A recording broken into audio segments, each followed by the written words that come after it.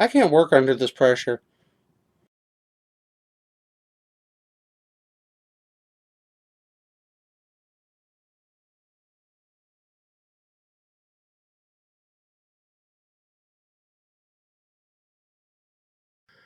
WWE has released two other um, contracts. They've released Steve Lombardi, made known as a backstage agent, road agent, who is also known as the Brooklyn Brawler in WWE. He has been released from his contract. It's sad to see him go because he was such a big help backstage. Christian released from his active wrestler contract, which is a big shock because he hasn't been active for almost 2 years as a wrestler. Um, this doesn't affect the Edge and Christian show on the WWE Network.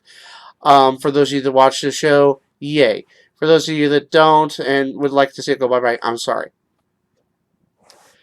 Also, in contract news, contract negotiations between WWE and Ryback have stalled out. Last week, Ryback was asked to be sent home to focus on these negotiations. Um, the demands might seem a bit odd. Um, in addition to more money, Ryback has asked for WWE to pay his hotel and rental car expenses. For those that aren't aware, WWE does provide airfare for talent. However, they don't cover hotel rental cars and any other expenses for talent. Also, last week Ryback took to his Tumblr account to inform everybody that he thinks that wrestlers should be paid in a more equal fashion.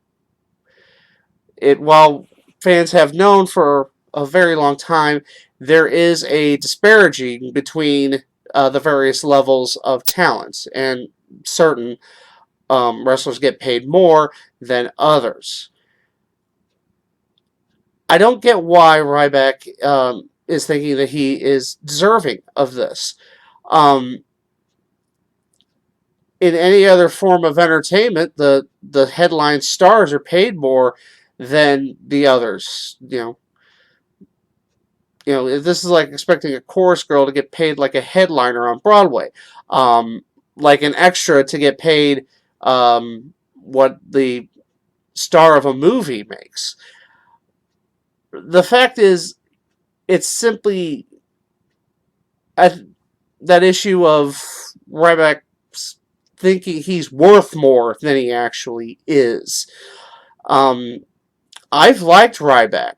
Um, this new thing they've been doing with him, it doesn't work. But I mean, as a person, as an inspirational story, given his how he's worked in the business and unfortunate events in his life, um, it would be nice to see somebody get compensated for that.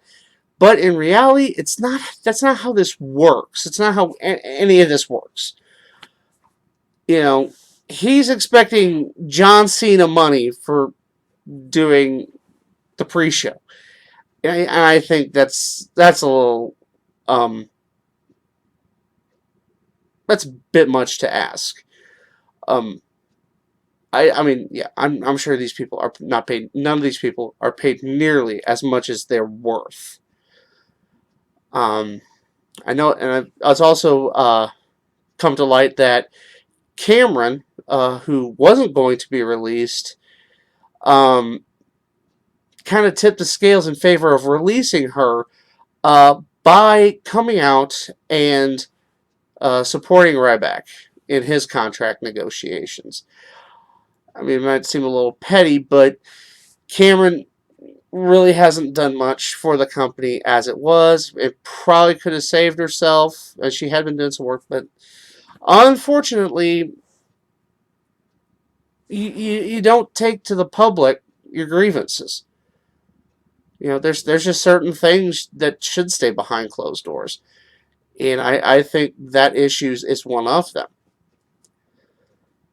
I mean, more than likely, WWE is simply going to let his contract lapse and be done with him. And it's unfortunate because he's a good hand, he's a good talent, but it just doesn't make sense to do that sort of thing. Now, as far as other releases, ex WWE writer Court Bauer went to on MLW's radio show and told everybody that a source of his within WWE had told him that ring announcer Lillian Garcia had been released. As we've noticed, Lillian hasn't been on TV for quite a while. This surprised a lot of people, but none more than Lillian Garcia herself, who had come to Twitter thanking everybody for their prayers. She had said that she was dealing with a family matter, and of course, and fans supported her doing that, and she thanked them for their support earlier this week. She then took to Facebook to say that she was rather surprised to hear that she had been getting released because she's not. She, as she said, took time off for a family issue. Well, she elaborated on that. Her father had been going through chemotherapy, and she was there to support him. She did say that he is doing well, and she will be back to work Monday on Raw. So we will find out, I guess, on Raw whether or not the source Court Bauer has can be trusted. But to be honest, I take anything an ex-WWE employee says with a grain of salt. I'm not a big fan of the dirt sheets. Not a big fan of one source stories.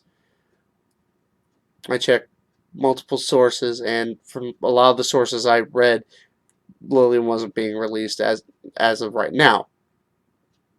I guess we'll find out on Monday whether or not this is actually happening.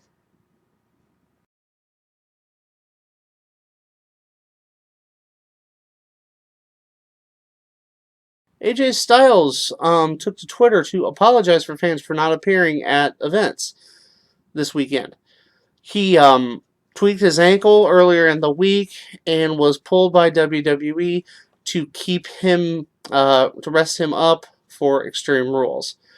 He is, of course, in the main event against Roman Reigns for the WWE Championship in an Extreme Rules match. You don't see something like that nowadays, and it's great to see that AJ cares enough about the fans to let them know that he's sorry. I mean, accidents happen, things, injuries happen. With WWE, it's been almost every week we've heard of an injury. But it is, nice that he took the time to say to the fans, thank you for your support. Sorry I didn't make it. I apologize. But then again, he does have a very monumental task this weekend, this coming Extreme Rules. He's got to carry Roman Reigns for 20 minutes. You don't want to do that at a bum ankle.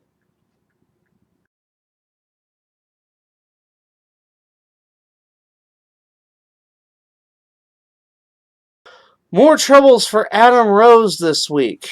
As many people saw online, Adam Rose has been arrested this week. He was arraigned and released on $1,000 bond. He faces two charges. The first being domestic battery for an incident earlier this week.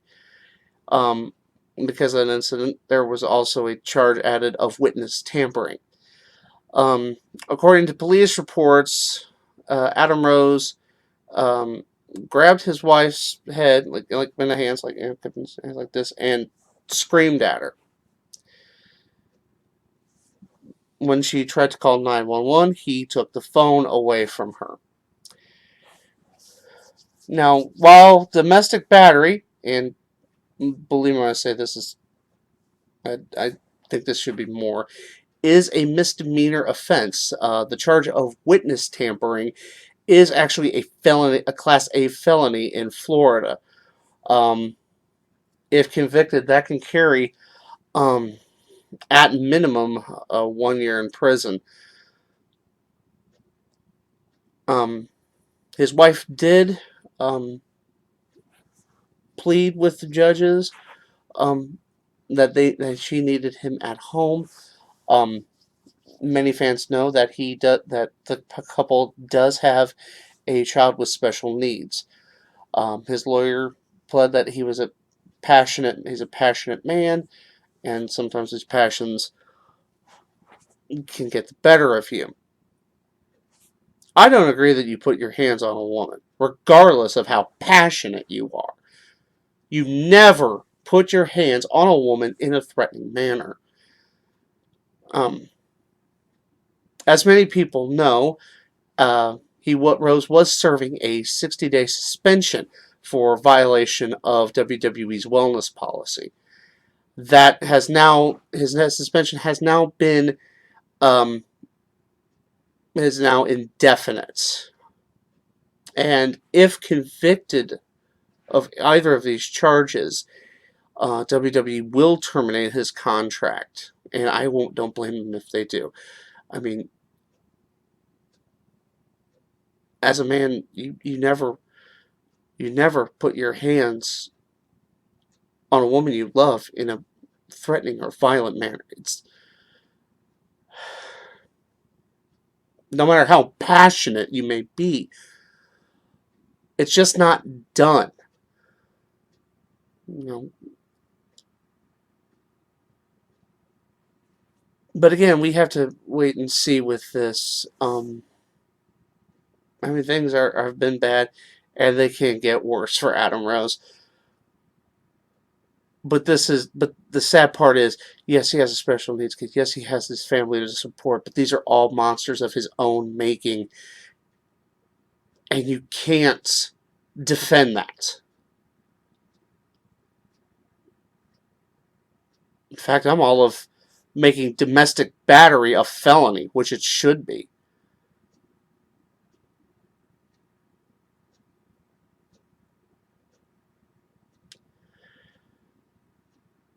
But like I said, right now his suspension is indefinite, pending conviction.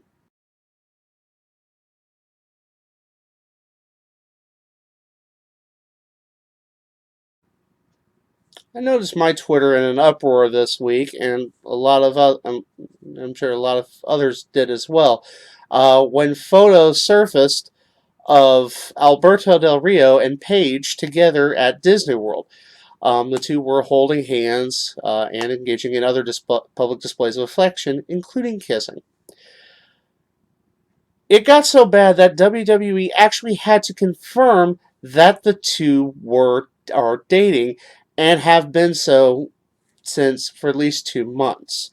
I read on PW Insider that they have actually been taking emails about this since prior to WrestleMania. A lot of this has divided a lot of the fan base, especially at least on my Twitter feed, um, as to reactions. I mean, I scrolled through 10 tweets and saw one person go through all 5 stages of grief on this situation. Um, Many people citing the 15-year age difference between Del Rio and Paige, and also speculating whether or not this is simply a storyline for Total Divas.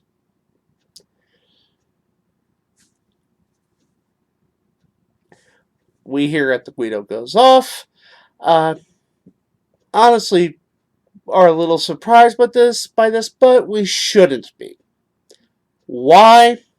Because no one is immune to Paige.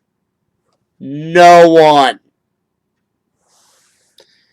And from the females on my Twitter feed, apparently Del Rio's a pretty fine piece as well. Well, that's all for this episode of The Guido Goes Off. I'd like to thank everybody for watching. As you notice, I tried a little something different this go around. If you like it, if you like it, or if you don't, please let me know in the comment section. Don't forget to follow me on Twitter at r_man_Guido, and don't forget to like, share, and subscribe. Till next time, I think we're done here.